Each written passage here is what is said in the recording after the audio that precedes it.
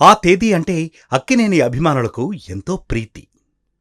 మహానటుడు, నట సామ్రాట్ అక్కినేని నాగేశ్వరరావు జీవితంలో మరపురాని తేదీ అంటే అందరూ ఆయన తొలి చిత్రం 'ధర్మపత్ని' విడుదలైన జనవరి 10 అని కానీ, ఆయన మొట్టమొదటిసారి కథానాయక పాత్రలో శ్రీరామునిగా నటించిన 'సీతారామ జననం' రిలీజ్ డేట్ డిసెంబర్ 1 అని కానీ భావిస్తూ ఉంటారు.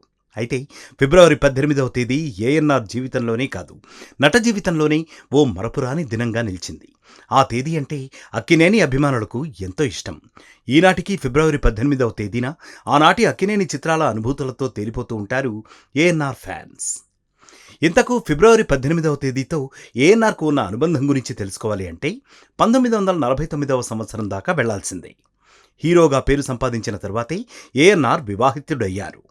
1949 ఫిబ్రవరి 18న అక్కినేనికి అన్నపూర్ణమ్మతో పెళ్లి జరిగింది.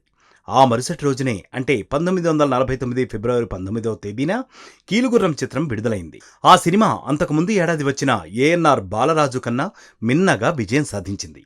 అలా అన్నపూర్ణమ్మ పాదం అక్కినేనికి అన్ని విధాలా విజయ సూచకమైంది.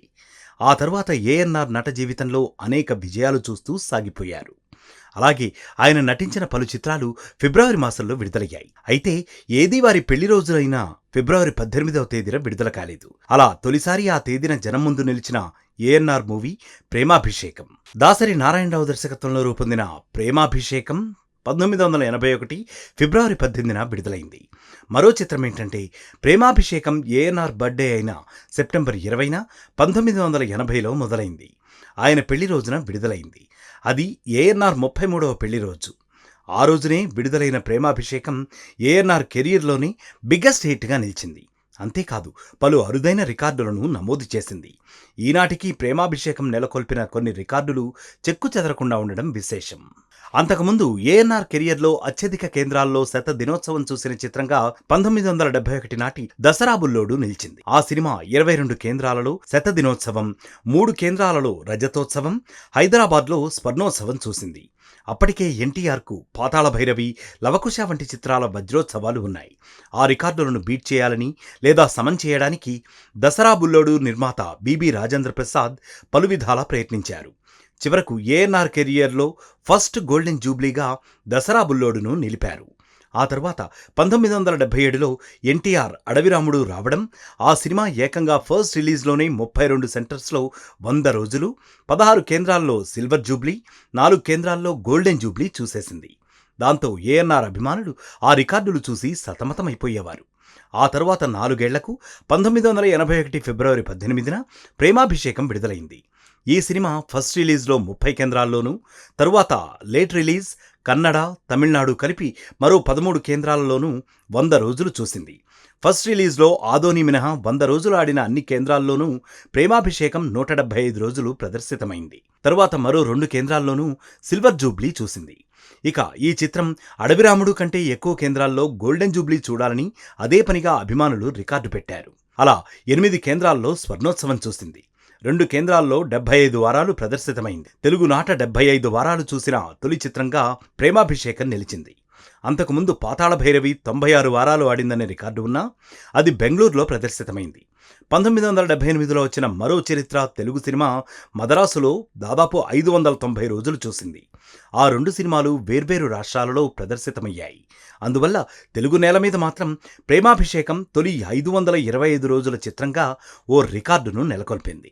తమకు అంతటి మధురానుభూతి పంచిన 'ప్రేమాభిషేకం' కన్నా ఆ సినిమా విడుదల తేదీ అయిన ఫిబ్రవరి 18 అన్నా అక్కినేని అభిమానులకు ఈనాటికి పరమానందం. 'ప్రేమాభిషేకం' చిత్రం అన్నపూర్ణ సినీ స్టూడియోస్ పతాకంపై నిర్మితమైన ఏఎన్నార్ సొంత చిత్రం కాగా 13 ఏళ్ల తరువాత 1994 ఫిబ్రవరి 18న మరోమారు ఏఎన్నార్ దాసరి కాంబోలో 'బంగారు కుటుంబం' విడుదలైంది.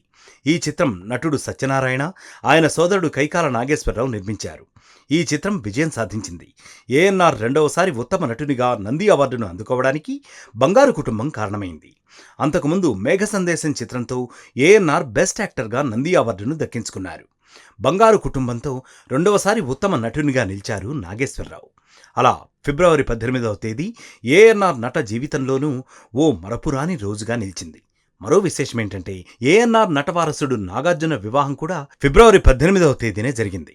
1984 ఫిబ్రవరి 18వ తేదీన నాగార్జునతో దగ్గుబాటి లక్ష్మి వివాహమైంది. ఆ దంపతుల తనయుడై ఈనాటి యంగ్ హీరో నాగచైతన్య. అదలా ఉంచితే ఏఎన్ఆర్కు ఎప్పటినుంచో రామకృష్ణ పరమహంస పాత్రను ధరించాలన్న కోరిక ఉండేది. అక్కడ కూడా ఏఎన్ఆర్కు ఫిబ్రవరి 18తో అనుబంధం ఉంది. రామకృష్ణ పరమహంస జయంతి ఫిబ్రవరి 18వ తేదీనే కావడం గమనార్హం. రామకృష్ణ పరమహంస పాత్ర టెస్ట్ స్కెచెస్ కోసం ఏఎన్ఆర్పై కొన్ని మేకప్ స్టిల్స్ కూడా తీశారు. ఎందువల్లో ఆ ప్రాజెక్టు పట్టాలెక్కలేదు. ఏదేమైనా ప్రేమాభిషేకం ఘన విజయం కారణంగా ఫిబ్రవరి 18వ తేదీ అన్నది అక్కినేని అభిమానులకు ఓ మరపురాని దినంగా నిలిచింది. అందువల్లే ఈనాటికి ప్రేమాభిషేకం ఘన విజయాన్ని తలుచుకుని పరవశించిపోతుంటారు ఏఎన్ఆర్ ఫ్యాన్స్. మరో విశేషం ఏమిటంటే అప్పటికే ఎన్టీఆర్కు ₹1,00,00,000 చూసిన చిత్రాలు 10 దాకా ఉండేది. కానీ ఏఎన్ఆర్కు ఒక్క చిత్రం కూడా లేదు. ఆ సమయంలోనే ఏఎన్ఆర్ కెరియర్లో ₹1,00,00,000 చూసిన చిత్రంగానూ ప్రేమాభిషేకం నిలిచింది. అందువల్ల ఎలా చూసినా ఫిబ్రవరి 18వ తేదీ అంటే ఏఎన్ఆర్ ఫ్యాన్స్కు మధురానుభూతి పంచుతూనే ఉంది అనడంలో ఎలాంటి సందేహం లేదు.